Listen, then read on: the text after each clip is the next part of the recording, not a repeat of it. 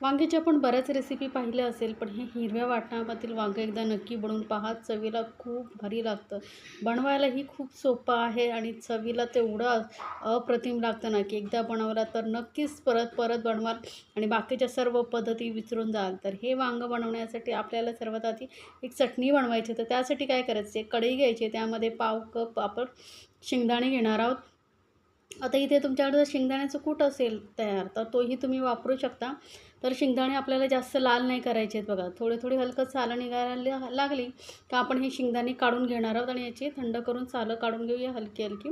त्यानंतर 1 चमचा तेल घालायचं आहे कढईमध्ये आणि यामध्ये घालणार आहोत एक मोठ्या आकाराचा कांदा असा उभा चिरून घेतलेला आहे.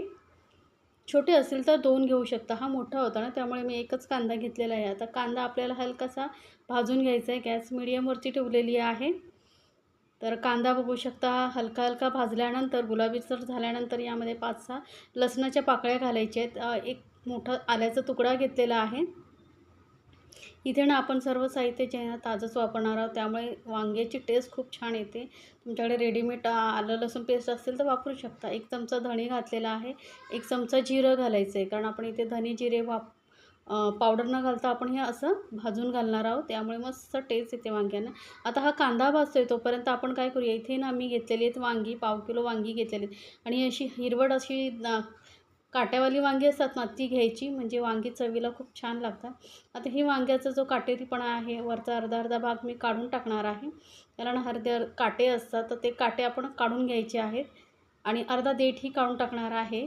आणि याला वांगी मी धुवून घेतलेली आहेत बरं का, धुवून पुसून घेतलेली आहेत, म्हणजे आपल्याला परत याला पाण्यात घालायची गरज नाही, कारण आपण ही लगेचच भाजून घेणार आहोत. त्यामुळे बघा असं मध्ये चीर देऊन बघायची, म्हणजे आतमध्ये कीड वगैरे नाही आहे ना वांग्यामध्ये. हे देठाकडचा अर्धा-अर्धा भाग या पद्धतीने काढून घ्यायचा. तुम्हाला आवडत नसेल तर पूर्ण काढून टाकलात तरी चालेल. आणि हे कसे जे काटे असतात ना, ते असे शिजवल्यानंतर नरम होतात, पण आपण काढून टाकायचं, म्हणजे काही प्रॉब्लेम नको व्हायला पुढे. हे बघा ही वांगी अशी धुवून पुसून नंतर अशी कट करून घ्यायची. आता ही आपल्याला काही जास्त वेळ ठेवायची नाही, त्यामुळे मी यांना पाण्यात ठेवणार नाही आहे. लगेच आपण वळूया आपल्या गॅसकडे. तर गॅसवरती कांदाही बघा आपला मस्त असा भाजला गेलेला आहे. आता यामध्ये घालते मी सुकं खोबरं.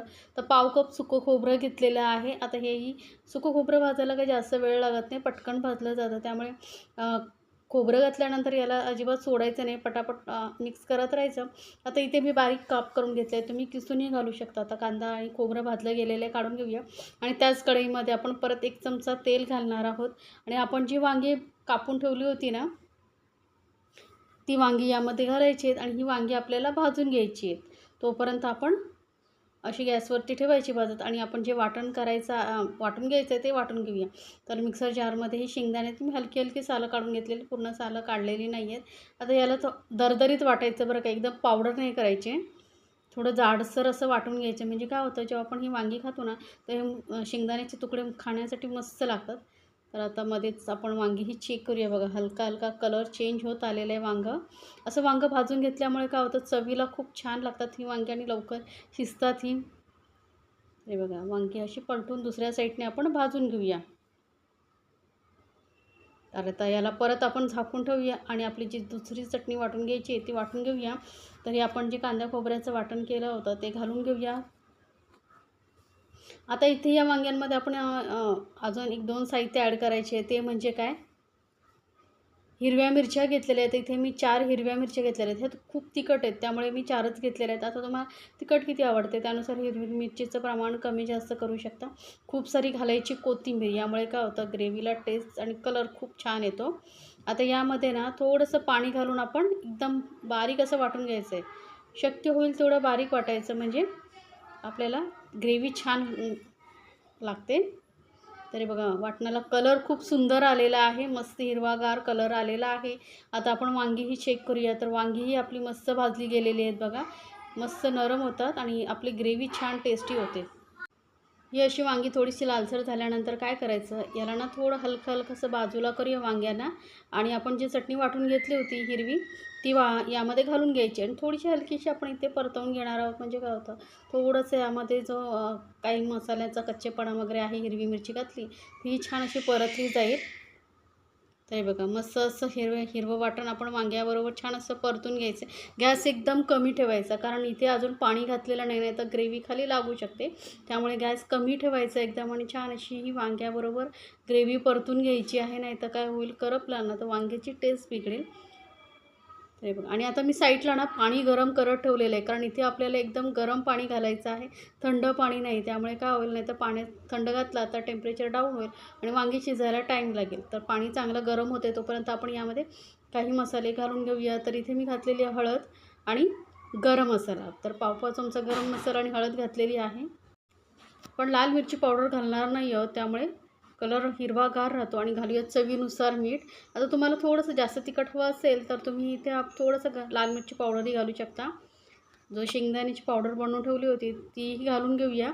मिक्स करून घ्यायचं आहे आता आपल्याला. हे बघा मस्त असं एक छान अशी वाफ येते, म्हणजे आपलं जे वाटण वगैरे आहे छान असं परतलं गेलेलं आहे तेलामध्ये. आता यामध्ये घालूया पाणी. तर इथे ना गरम पाणीच घालायचं आहे, लक्षात ठेवा, थंड पाणी घालायचं नाही.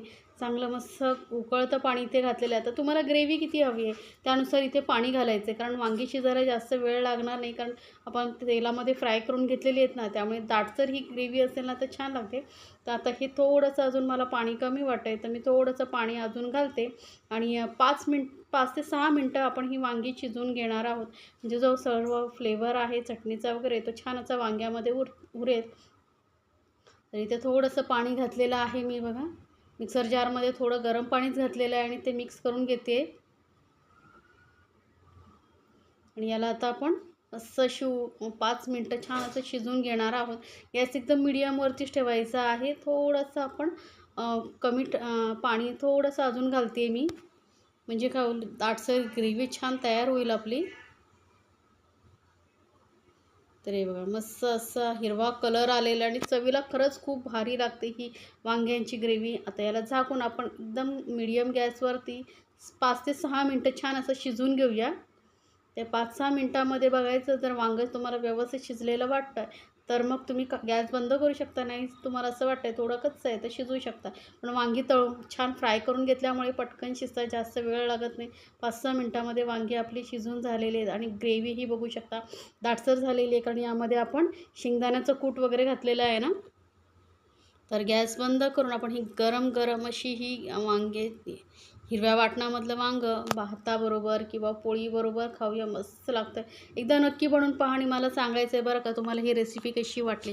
अशा छान छान रेसिपीसाठी आपल्या चॅनलला सबस्क्राईब जरूर करा आणि सोबतच बेल आयकॉनवरती नक्की क्लिक करा, म्हणजे काय होईल, माझ्या नवीन रेसिपीची नोटिफिकेशन लगेचच तुमच्यापर्यंत पोहोचेल. आणि तुम्हाला ही रेसिपी कशी वाटली ते मला कमेंट्समध्ये जरूर सांगायचं आहे. आणि तुम्ही कुठल्या पद्धतीने वांगी बनवताय तेही मला सांगायचे. वांग्याचे वेगवेगळ्या रेसिपी माझ्या चॅनलवर